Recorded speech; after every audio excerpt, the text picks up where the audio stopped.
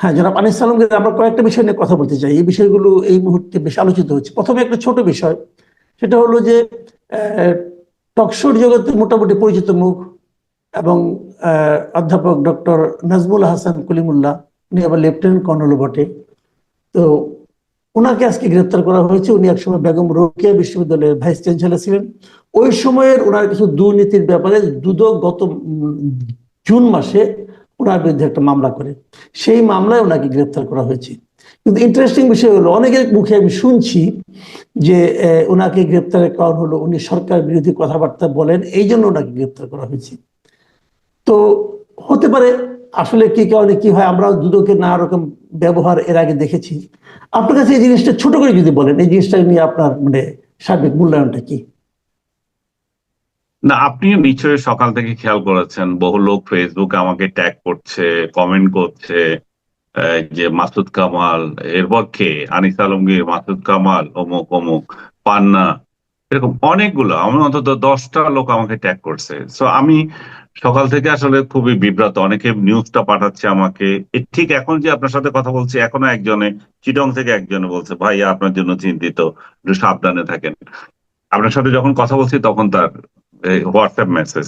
তো এইটাই সারাদিন চলতেছিল আমার সঙ্গে, যে আহ, কাল রাতে এবং দিনে এইটা এই জন্য হচ্ছে যে আহ, মানে আমি কি বলবো, ডক্টর ইউনূস আমাদেরকে কথা বলার স্বাধীনতা দিয়েছেন, এটাতে আমি মিথ্যা কথা বলবো না, যে এই স্বাধীনতা আছে। কিন্তু বাস্তবতা হচ্ছে যে আমাদের মধ্যে এটা ভয় ঢুকিয়ে দিয়েছে মব। উনি আমাকে স্বাধীনতা দিয়েছেন, আবার মব লাগিয়ে দিয়েছেন আমি কিভাবে বলবো, এই জন্য যে কারণ এগুলোকে তুমি শায়েস্তা করছেন না। ইভেন আমি আশ্চর্য হচ্ছি, উনাকেও গালাগালি করে যারা লিখছে, একজন আমি নিউ ইয়র্ক থেকে, উনাকে গালাগালি করছে, আবার আমাকে বলতেছে আনিস আলমগীর কিভাবে বেঁচে আছে কিভাবে, এটাতে বিস্মিত হচ্ছে। মানে আমাকে হত্যা করাটা টার্গেট। তো হুম। ডক্টর ইউনূসকে গালি দিচ্ছে, আমাকে গালি দিচ্ছে, যাকে যখন ইচ্ছা গালি দেওয়া যাচ্ছে, পলাতক ইউটিউবাররা।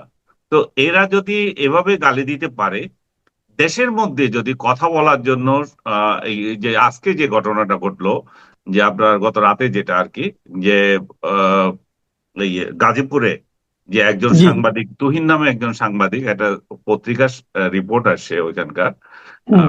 বোধহয় ঢাকায় স্টাফ রিপোর্টার, হুম। এই পত্রিকা দৈনিক প্রতিদিনের কাগজ এবং গাজীপুরের রিপোর্টার হিসেবে কাজ করতো, তাকে প্রকাশ্যে অস্ত্র দিয়ে ধাওয়া করে কুপিয়ে হত্যা করছে। চিন্তা করে দেখেন, কুপিয়ে হত্যা করছে এই দেশের মধ্যে, এবং প্রকাশ্যে অনেক লোক দেখছে, তারা কিছু করছে না। তাহলে রাইট। সমাজ কোন জায়গায় গেছে? সমাজের আর কত পতন হলে বলবো যে আমরা আইন শৃঙ্খলা পরিস্থিতি খারাপ না? মানে আর মানে মানে এর এর থেকে কত খারাপ হলে সরকার নিজে স্বীকার করবে যে আইন শৃঙ্খলা পরিস্থিতি খারাপ না? কারণ মানুষ একজন সাংবাদিককে কুপিয়ে হত্যা করছে, এবং অভিযোগ কি, সে এবং নাকি প্রকাশ্যে। প্রকাশ্যে, প্রকাশ্যে। এবং ওখানে লোকজন দেখছে দাঁড়িয়ে, তারাও কিছু করতে পারছে না। তো এই যে বিষয়টা, কলিমুল্লাহকে গ্রেপ্তার, এই যে লোকগুলো এইভাবে যে সাংবাদিকদের নির্যাতন, কথা বলার যে একটা ভয়, সবগুলো মিলিয়ে উনি যে ডক্টর ইউনূস যে বলছেন যে আপনারা কথা বলতে পারেন, সেটা আসলে বাস্তবে রূপ নিচ্ছে না। বাস্তবে আমি কথা বলছি, আপনি কথা বলছেন, আমরা কয়েকজন কথা বলছি, কিন্তু মানুষের ভয় তো কাটছে না। মানুষ তো মনে করছে যে এই এই কথা বলার জন্য এদেরকে গ্রেপ্তার করা হচ্ছে, এবং কথা বলার জন্য কলিমুল্লাহকে গ্রেপ্তার করছে। এবং এটার একটা কারণ হতে পারে, কলিমুল্লাহর বিরুদ্ধে অভিযোগ, রাতের ভিসি থাকাকালে উনি অনিয়ম করেছেন, প্রায় 4 কোটি টাকার মতো ওনার আত্মসাতের অভিযোগ। আজকে দেখলাম যে মামলা, ওনাকে একা পরে নিয়ে গেছেন, জেলে দিয়েছেন, সবকিছু আইন মতোই হচ্ছে। কিন্তু কথা হচ্ছে যে এই আমলে তো 400 কোটি টাকা দুর্নীতি বা যেগুলো ছিল, অভিযোগ উঠছিল, তারা কোথায়? দুদক তাদেরকে কি করেছে এই পর্যন্ত? তাদেরকে তো কেউ ধরে নাই। এই যে আসিফ বলে যে উপদেষ্টা আছে, তার 2জন সহযোগীর কথা উঠছিল। তারপরে এই যে বই ছাপাই করতে গিয়ে যে একজন সমন্বয়ক, তানভীর। হ্যাঁ, তানভীর। সে যে 400 কোটি নাকি আরো কয়শো কোটি টাকা আত্মসাৎ করেছে। তো এদেরকে শুধু বিদেশ যাওয়া বাধা দিয়ে রাখছে, কলিমুল্লাহকেও বিদেশ যাওয়া বাধা দিতেন। তাকে গ্রেপ্তার করলেন কেন? মামলার মতো চলতে দিতেন। এই সমস্ত কারণে পাবলিক বিশ্বাস, আমি ব্যক্তিগতভাবে বিশ্বাস করি যে কলিমুল্লাহ সাহেবকে যে দুর্নীতির মামলায় গ্রেপ্তার করেছে, আপনি কথা বলতে পারছেন, আপনি সমাজে উচ্চ স্তরের লোক, তাই বলে যে আপনাকে মাফ করে দেবে তা না, আপনার বিরুদ্ধে মামলা চলতেই পারে। কিন্তু কলিমুল্লাহকে আপনি ধরে নিয়ে যাবেন আর বাকিদেরকে ছেড়ে দেবেন, তাতে তো সন্দেহ দেখা দেয়। আবার জি রাইট। কে শামীম নাকি একজন আছে যে শেখ হ্যাঁ, হাসিনার আমলে যত সব টেন্ডারবাজি করতো, এবং আহ, সেই লোকটাকেও দেখলাম ছাড়ে দিয়েছে। ছেড়ে দিছে। তাহলে হ্যাঁ, হ্যাঁ, ছেড়ে দিছে। হ্যাঁ, মামলা আমি দেখেছি, পেয়েছে, জামিন পেয়েছে, কি এরকম একটা নিউজ। তো জি কে শামীমের মতো দুর্নীতিবাজরা বের হয়ে যায়, আর 4 কোটি টাকার দুর্নীতির অভিযোগ যার বিরুদ্ধে আছে তাকে মানে মামলা চলতে না দিয়ে তাকে ডাইরেক্ট বাড়ি থেকে তুলে নিয়ে গ্রেপ্তার করতেছেন। এগুলো তো প্রশ্ন দেখা দেয়, এবং এগুলো এগুলো সরকারের ইমেজটাকে নষ্ট করে দেয়। সরকার যে কথা বলার স্বাধীনতা দিয়েছে বলছে, সেই স্বাধীনতা আসলে মানুষ পায় না। মানুষ মানুষ মনে করে না যে আসলে স্বাধীন। এবং সত্যিকার অর্থে কি আমি আমি আপনি আমরা আমাদের মধ্যেও তো একটা ভীতি কাজ করে অন্তর্মহলে। আমি আমি মনে করি যে ঠিক আছে, আমি তো আমাকে কেন কেউ একটা মন্দ কথা বলবে, কারণ আমি তো কোনো অপরাধ করি নাই, কারণ আমি তো কোনো দুর্নীতি করি নাই, আমি তো কোনো সরকার প্রধানের সাথে বাইরে যাই নাই, কোনো সরকার প্রধান তো ফ্ল্যাট বাড়ি গাড়ি আমাকে দেয় নাই। তো আমার কোন ঠেকা পড়েছে যে আমার ভয় করার? কিন্তু সরকার না ধরুক, সরকার যে এই চাপাতিওয়ালা কাউকে নামিয়ে দিল, পিছনে আসলে এই যে সাংবাদিকদের যে কপিয়ে গেল, সেরকম যদি পরিস্থিতি থাকে, তাহলে কি করে আমরা সরকারের পক্ষে কথা বলি? এই সরকারকে বলি যে এই সরকার থাকুক আরো। এই জন্যই তো বলি যে ভাই, যত তাড়াতাড়ি পারেন আপনি নির্বাচন দিয়ে জাতিকে রক্ষা করেন। আপনার আচ্ছা, যে যখন আপনি সামর্থ্য, নির্বাচনের কথাই বললেন, আমি নির্বাচন প্রসঙ্গে একটু আসি। যেহেতু নির্বাচনের কথাটা উঠলো, নির্বাচনের একটা উনি একটা সম্ভাব্য সময়সীমা অলরেডি ডিক্লেয়ার করেছেন। এটা নিয়ে মানুষের মধ্যে অনেক দ্বিধা ছিল, সমস্যা ছিল, কিন্তু উনি ঠিকই ডিক্লেয়ার করলেন যে সম্ভাব্য ফেব্রুয়ারিতে নির্বাচনটা হতে পারে। এবং এটা হওয়ার পর আমরা দেখছি নানা ধরনের মিশ্র প্রতিক্রিয়া, এবং তারপরও কিছু কিছু লোকের মধ্যে দেখছি যে নির্বাচন আদৌ হবে কিনা সে নিয়ে সন্দেহ প্রকাশ করছেন অনেকে। কেন করছেন আমি বুঝতে পারছি না। আবার আজকে নির্বাচন কমিশনার দেখলাম, চিফ ইলেকশন কমিশনার, তিনি বলছেন যে সবাই যদি ফাউল করে সবাইকে তো লাল কার্ড দেখানো যাবে না, কাজেই এটা নাকি তাদেরও দায়িত্ব নির্বাচন ঠিকঠাক মতো করা। তো এই সব মিলিয়ে নির্বাচনের তারিখটাকে আপনি কিভাবে দেখছেন? এটা কি আপনি কি আশা করেন সে সময় হবে, অথবা হলে কি করতে হবে, কি করণীয়, এগুলো নিয়ে? ভাই আমি আশা করি না, কিন্তু আমি চাই যে হোক। এত আশা টাশা আর চাইতেছি না আমি, ভাই ইলেকশন দিয়ে আপনি বিদায় নিন, এটাই চাইতেছি। এবং উনি কি করবেন না করবেন এগুলো দেখতেছি না।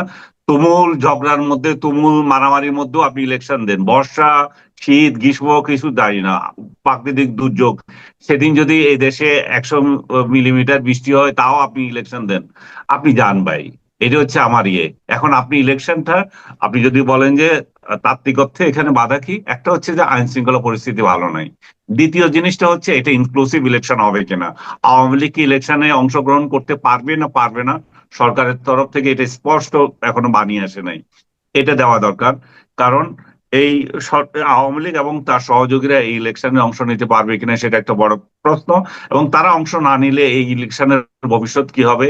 এই নির্বাচন আরেক 18, 14, বিশেষ করে 14 এবং 28, 24-এর মতো আরেকটা পার্সিক্যাল ইলেকশন হয় কিনা, বা একতরফা ইলেকশন হয় কিনা। পার্সিক্যাল ইলেকশন তো 18-তে হয়েছে, বাকি দুটো একতরফা ইলেকশন, এগুলো পার্সিক্যাল। তো সেরকম হয় কিনা মানুষের আশঙ্কা যাবে না। এবং আমরা যে একটা একটা যে আন্দোলন যেটা করেছি, 2024-এর যে আন্দোলন, সেটা কি জন্য হয়েছিল? নির্বাচনের জন্য। সেই নির্বাচন কেমন? সবার অংশগ্রহণপূর্ণ একটা নির্বাচন। সবার অংশগ্রহণপূর্ণ হয়নি বলেই তো আমাদের আপত্তি। তো সেই জায়গায় যদি সবার অংশগ্রহণ ছাড়া আরেকটা নির্বাচন হয়, আওয়ামী লীগ এবং তার সহযোগী যারা ছিল তারা ইলেকশনে যেতে পারবে না, শুধুমাত্র বিএনপি, জামাত এবং এনসিপি, যার এখনো নিবন্ধন হয় নাই, তারাই ইলেকশন করবে, তাহলে মানুষের মধ্যে এটার স্বতঃস্ফূর্ততা কতটুকু থাকবে সেটা নিয়ে প্রশ্ন দেখা দেয়। এবং এটা লেজিটিমেসি নিয়ে পরবর্তী সরকারও এটা ভুগবে। আচ্ছা, একটা বিষয়, যে আপনি জানেন যে যেদিন নির্বাচনের ঘোষণা ডক্টর ইউনূস দিলেন, সেই একই দিন তার কিছুক্ষণ আগে, কয়েক ঘন্টা আগে, উনি জুলাই ঘোষণাপত্র পাঠ করেছেন। সব পলিটিক্যাল পার্টির লিডারদের পাশে নিয়ে উনি, বেশ কিছু দর্শকও ছিল, লোকজনও ছিল, করেছেন। সেটাতে যে জিনিসটা দৃষ্টিকটুর মতো লেগেছে আমাদের কাছে, যে এনসিপির শীর্ষস্থানীয় নেতা হিসেবে যাদেরকে আমরা চিনি বা যাদেরকে আমরা এনসিপির মুখ বলতে পারি, ফেস বলতে পারি, সেরকম হাসনাত আব্দুল্লাহ, পাটোয়ারি, তাসনিম জারা, সার্জিস আলম, এরা চলে গেলেন কক্সবাজারে। এবং এটা নিয়ে বেশ হইচই হলো, না রকম গুজবও তৈরি হলো, এবং গুজবে বলা হলো যে ওরা নাকি পিটার হাসের সঙ্গে মিটিং করছেন। পিটার হাসের প্রসঙ্গে আমি পরে আসবো ফিনিশিং এ। এখন এই জায়গাটাতে আসি, এনসিপি যাদেরকে শোকজ করলো, শোকজ ওরা কিন্তু এখনো ওখানে আছে যতটুকু আমি জানি। হাসনাত আব্দুল্লাহ তার জবাব দিলেন, পাটোয়ারি সবাই আলাদা জবাব দিলেন।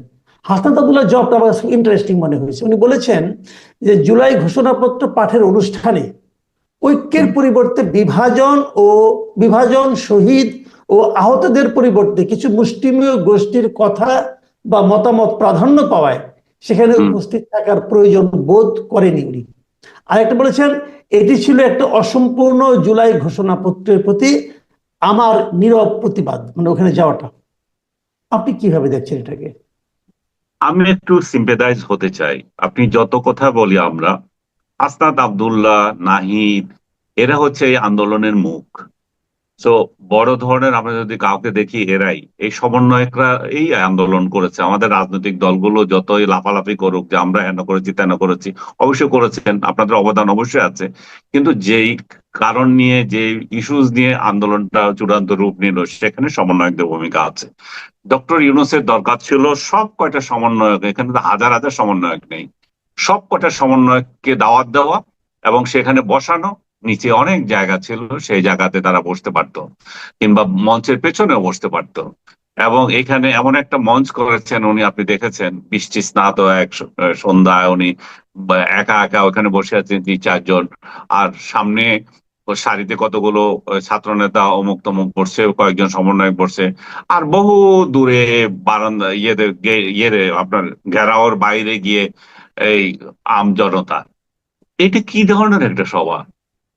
কিসের ডক্টর ইউনূসের এত কিসের ভয় যে লোকজনকে সামনে নিয়ে সমাবেশ করতে ওনার এত ভয়? এই এই ছেলেগুলো যারা আন্দোলন করেছে তারা তো যেতে পারতো, তারা তো বসতে পারতো। আমার কোনো খায়েশ নাই যে আমার ওইগুলো দেখার জন্য। যে সমস্ত সাংবাদিক গুলোকে উনি ডেকে নিয়েছেন, তাদের হয়তো অনেকের খায়েশ ছিল, কিংবা তিনি তাদেরকে মনে করছেন যে মহা সাংবাদিক, তাদেরকে না নিলে, না ডাকলে বোধহয় অনুষ্ঠান হচ্ছে না। আমি তো সেটা মনে করি না। উনি বিটিভিতে দিয়ে দিচ্ছেন, জাতি দেখতেছে উনি কি বলতেছেন। সেখানে দরকার ছিল এই ছেলেগুলোকে সামনে বসানো। আসনার, সার্জিস, আরো যারা যারা ওইখানে ইয়েতে ছিল না, আমি মনে করি যে তাদের সত্যি এটা একটা নীরব প্রতিবাদ, তাদের সেখানে ডাকা উচিত ছিল। এবং তাদের যে অভিযোগ যে আমাদের আমাদের কথাটা যথাযথভাবে ওখানে প্রতিফলিত হচ্ছে না, হতে পারে তারা তারা তারা তো দীর্ঘদিন দেখেছে, এবং এটা জনতার অভিপ্রায় বলে যে যেগুলো চালিয়ে দেওয়া হলো, আসলে কোন জনতার অভিপ্রায় আসনাদ যে প্রশ্ন তুলেছে, সেটা হতে পারে। সবচেয়ে বড় যে বিষয়টা আমার মনে হয় যে জুলাই সনদটা আসলে নিয়ে আসল মূল গলদ। সনদটা কি রাষ্ট্রের সিস্টেমের পরিবর্তন, না ভবিষ্যতে তাদের যে নিরাপত্তা এবং বিচারের হাত থেকে তাদেরকে বাঁচার জন্য একটা সাংবিধানিক যে গ্যারান্টি চায় তারা, সেই গ্যারান্টি এখানে দেওয়া হচ্ছে? এখানে দেখেন তাদের মধ্যে একটা ভীতি কিন্তু কাজ করছে। এই সরকার যদি চলে যায়, বিএনপি বা আদার্স যারা ক্ষমতায় আসে, তারা আসলে কতটা ট্রিটমেন্ট পাবে, এবং আওয়ামী লীগ যে তাদেরকে পিটিয়ে মারবে না, সেটার কোন গ্যারান্টি আছে? আমি তো বহুবার বলি, আওয়ামী লীগ, এই যে আজকেও আপনি গতকাল দেখেন যে জুলাই ভাস্কর্য যেটা টিএসসি তে ছিল, সেটা ভেঙে দিয়েছে। এবং আমি সেই সূত্রে ধরে বলছি যে প্রথম আওয়ামী লীগ যদি সুযোগ পায়, প্রথম যেটা ভাঙবে সেটা হচ্ছে যে জুলাই জাদুঘর যেটা বানাচ্ছে গণভবনে, প্রথম ভাঙা হবে ওইটা। আপনি খেয়াল করেন এটা।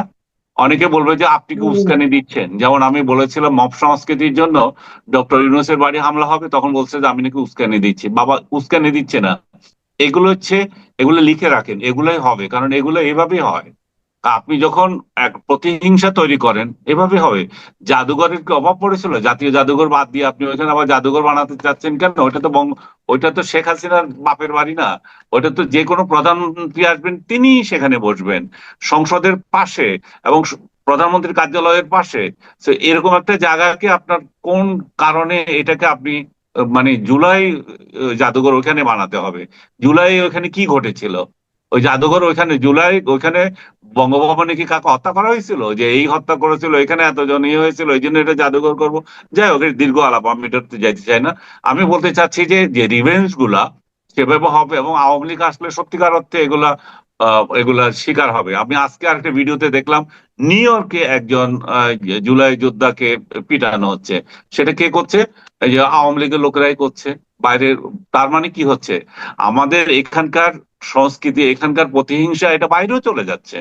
তো আপনি যদি মনে করেন যে এই দিনই শেষ দিন, আর দিন আসবে না, মানে আর দুনিয়ার আর কোনো পরিবর্তন হবে না, আপনি শেষ সরকার, এরপরে কোনো সরকার আসবে না, এবং গদি উল্টে গেলে যে কি হবে প্রতিদিনে বলি, সেটা আপনি চিন্তা করছেন না, কারণ আপনি ইনক্লুসিভ সোসাইটি করেন নাই, যেটা আপনার দরকার ছিল। সবাইকে নিয়ে ইলেকশন করা, যারা অপরাধী তাদেরকে সাজা দেওয়া, এবং দেশটাকে এগিয়ে নিয়ে যাওয়া, মুক্তিযুদ্ধ অমুক্তিযুদ্ধ এই সমস্ত বিতর্কের বাইরে গিয়ে আমরা আগে যাওয়া। কিন্তু আপনি আওয়ামী লীগের ইয়ে চাচ্ছেন, আওয়ামী লীগ ক্ষমা চাক সেটা চাচ্ছেন। ভালো কথা, আওয়ামী লীগ বলছে আমরা যদি দেশে আসি, আমরা যদি রাজনীতি করতে পারি, ক্ষমতায় আইবো।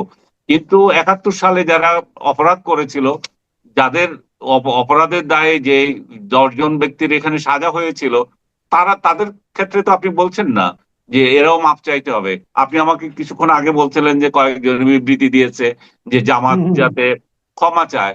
জামাত এটা এটা এটা যারা চাইতেছে তারা কতটুকু, আমি জানি না কতটুকু আন্তরিকতার সাথে চাইছে যে জামাত ক্ষমা চাক। জামাত ক্ষমা চাইবে কি চাইবে না সেটা তার দলীয় সিদ্ধান্ত, এবং সেটাতে বুদ্ধিজীবী হিসাবে বলাই যাইতে পারে ক্ষমা চাক কি না চাক। কিন্তু জামাতের এই পর্যন্ত কার্যকলাপে তো দেখা যায় নাই যে তারা 71 সালের জন্য কোনোদিন ক্ষমা চাইছে, ক্ষমা চাক। তো একই বিষয়টা আওয়ামী লীগ বলবে যে তোমরা আজকে 54 বছর পর্যন্ত ওদের মুখ থেকে একটা শব্দ বের করতে পারো না। যারা এখনো মনে করে যে, যাদের প্রমাণিত দলিল রয়ে গেছে, যারা যে 71-এর গণহত্যায় জড়িত ছিল, আলবদর আল শামস গঠন করে, এবং আলবদর বাহিনী নিয়ে, আলবদর নিয়ে একটা বইও দেখলাম আমি, পাকিস্তান থেকে বের হয়েছে। সেই আলবদরেরা কিভাবে কাজ করছে, মুজাহিদ এখানে কিভাবে আলবদরের নেতা ছিল, সব বিস্তারিত বর্ণনা আছে। তো ইতিহাসে যেগুলো লিপিবদ্ধ হয়ে গেছে, সেটাকে আপনারা কিছু বলছেন না। জামাতের লোকজন এখন আপনি বোধহয় জামাতের পাইছেন না। রে ভাই, তোমার নিয়ে আমার কিছু নাই। তুমি যদি রাজনীতি করতে চাও, আমার যদি ভোট চাও জীবনে, তুমি ক্ষমা না চাও পর্যন্ত আমি ভোট দেবো না। তুমি রাজনীতি করো, তোমাকে রাষ্ট্র অধিকার দিয়েছে, সেটাতে আমার কোনো মাথা ব্যথা নাই। আমি কোনো সাংবাদিক হিসাবে কোনো রাজনৈতিক দল কি করবে, সরকার কে থাকবে, এগুলো নিয়ে আমাদের মাথা ব্যথার কিছু নাই। কিন্তু যেগুলো সমালোচনা করার সেটা করবো, সেটা সরকার হোক, জামাত হোক, বিএনপি হোক, যারাই আসুক। এটা হচ্ছে বিষয়। তো আমি যেটা জি। বলছিলাম, হাসনাতরা এই হাসনাতরা এখানে রাগ করার মতো কিছু থাকতেই পারে। তাদের আশঙ্কা থাকতে পারে যে এই সরকার যদি চলে যায়, তাদের আইনগতভাবে তাদের সুরক্ষা কিভাবে হবে, সে সমস্ত আশঙ্কা থেকে তারা রাগ করতে পারে। এখানে তো আওয়ামী লীগ নাই যে তারা বলবে যে আওয়ামী লীগকে সুবিধা দিচ্ছে। আওয়ামী লীগকে তো তারা নিষিদ্ধ করে দিয়েছে। সবকিছু মিলিয়ে তাদের রাগ করার উপর তো সরকারের উপরই, কারণ সরকারকে তারা বসিয়েছে, সরকার নিজেই স্বীকার করে। এই হচ্ছে পরিস্থিতি। কিন্তু আমি সিম্পেথাইজ তাদের জন্য, জি। কারণ তারা যে রাগ করে গেছে, সে রাগের আমি মনে করি যে আমিও যদি এই জায়গায় থাকতাম, আমারও রাগ হতে পারতো। আমি মজা করেছিলাম যে তারা সেদিন যেদিন ওইখানে গিয়ে দেখছে সমুদ্র বিহারে গেছে, তো আমি ওদিন ঢাকা শহরে আমিও আনন্দে ছিলাম, খিচুড়ি খাচ্ছিলাম। যাই হোক, আরেকটা আমি শেষ প্রশ্নটা করি। এটা হয়তো একটু অন্যরকম প্রশ্ন, মিডিয়া নিয়ে একটা প্রশ্ন করতে চাচ্ছি। সেটা হলো যে হাসনাত আব্দুল্লাহ এবং সার্জিস এবং ওরা যারা যে 5 জন তারা ওখানে গেল, হুম। এই যাওয়া নিয়ে এবারে প্রথমবার দেখলাম। এর আগে দেখেছি যে এই ধরনের কোন রকম গুজব বলেন অথবা নিউজ বলেন, নিউজকে টুইস্ট করা বলেন, এগুলি হুম। সাধারণত সোশ্যাল মিডিয়াতে হতো। এবারে হুম। আমি হুম। প্রথম দেখলাম যে পিটার হাসের সঙ্গে মিটিং করবেন, এই নিউজটা প্রচার হলো আমাদের আপনার মানে বিভিন্ন রকম কনভেনশনাল মিডিয়াতে, টিভিতে স্ক্রল গেল দেখলাম, এবং পত্রিকাতেও নিউজ হলো দেখলাম। আমি কয়েকটা পত্রিকা দেখেছি, যুগান্তরে দেখেছি, আমি এরকম মানে মেইন স্ট্রিম মিডিয়াতে দেখেছি। হুম। তো ঠিক আছে, সোশ্যাল মিডিয়াতে অনেক সময় তো এগুলো হয়, কোনো দায় দায়িত্ব নাই, বাট হুম। এগুলি তো দায়িত্বপূর্ণ প্রতিষ্ঠান। কিন্তু তারপরে যখন জানা গেল যে পিটার হাস বাংলাদেশে আসেই নাই, হুম। তখন কি আপনি মনে করেন এই মিডিয়াগুলোর এই যে মেইন স্ট্রিম মিডিয়াগুলো তাদের মিনিমাম ক্ষমা চাওয়া উচিত ছিল একটা ভুল সংবাদ দেওয়ার কারণে? অবশ্যই এগুলো একটা নির্লজ্জ সাংবাদিকতা। এগুলা এই সমস্ত সাংবাদিকতাকে আমরা এনকারেজ করতে পারি না। আমার ভালো লাগছে না ভাই, আমি ঢাকা শহর থেকে বের হয়ে কোথাও নির্জনে গিয়ে আমি থাকবো। আমার ওই ওই একটা ছেলে ভালোই বলছে, নাসির বোধহয়, যে শুধুমাত্র মিটিং এ যে আলো ইয়ে হয় ব্রেন খুলবে তা তো না। আমি তো একাকিত্বের মধ্যেও আমরা শান্তি খুঁজতে পারি, আমার আলোচনা করতে পারি। তো তারা যদি কোথাও বেড়াতে যায়, বেড়াতে গেছে, এটা নিয়ে তো হইচই করা, পিটার হাস খোঁজা। আমি আজকেও দেখেছি একজন লিখছে যে পিটার হাসের সাথে তার বৈঠক হয়েছে। এই একটা সাংবাদিক, এত নির্লজ্জ! এগুলো কিসের উপর সাংবাদিকতা করে আমি জানি না। এগুলো ওই যে বাইরে ইউটিউবার গুজব বা ইউটিউবারদের মতো এগুলো বানায়। তো এদের এদের এদের এদের এই নির্লজ্জতার জন্য এদের সাজা সাজা আমি বলবো না, এতে ক্ষমা চাওয়া উচিত এই ছেলেগুলোর কাছে। আমার ব্যক্তিগত অধিকার, আমি কোথায় যাব না যাব। আমি যদি পিটার হাসের সাথে বৈঠক করে থাকি তো দেখো তাহলে সেই বৈঠক। তুমি মিথ্যা খবর প্রচার করবে কেন? আর ওরা জি ওরা তো বলেছে যে আমরা করছি না, তাহলে ওরা আমাদের সাথে কেউ নাই? তারপরে এই ধরনের খবর প্রচার করা তো একটু ক্ষমা চাওয়া উচিত, আপনি যেটা বলছিলেন। জি, অনেক ধন্যবাদ, অনেক ধন্যবাদ জনাব আনিস আলমগীর। প্রিয় দর্শক, আপনারা শুনলেন যে চলমান বিভিন্ন ঘটনা নিয়ে আনিস আলমগীরের বিশ্লেষণ। আপনাদের কেমন লাগলো জানাবেন। সবাই ভালো থাকবেন। আল্লাহ হাফেজ।